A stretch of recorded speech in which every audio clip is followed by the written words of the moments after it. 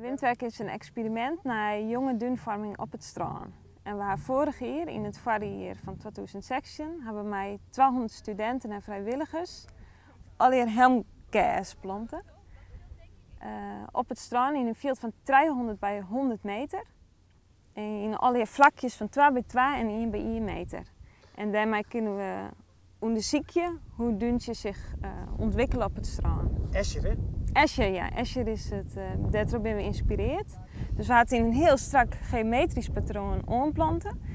En door de tijd en door de wind verandert dat geometrische patroon langzaam in een landschap met allerlei organische vormen. Dus zie je hier hè, de duntjes, die meidje dat geometrische patroon langzaam roen. Nou, wat jullie zien is dat dat is een hele strakke grote duinenrij. En het strand is verder heel vlak. Nou, wat je krijgt is dat de zeespiegel stijgt. Maar dat is niet alleen dat, maar de zee komt af en toe naar binnen en brengt zand, maar neemt ook heel vaak weer zand weg. En we willen onze kust op dezelfde plek houden.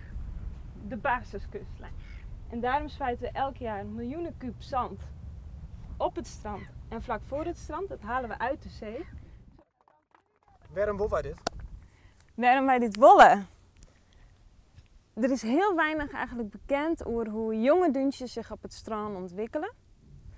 En door dit dwang kunnen we dat heel nauwkeurig volgen. En we kunnen ook zien hoe die duntjes zich ten opzichte van elkaar ontwikkelen. En ook wat het verschil is met de duntjes die onderaan lezen en die je meer in het midden lezen. En wat we willen onderzoeken is of zand wat normaal uit de duinen de zee inwaait, of we dat tierlijk vast kunnen houden.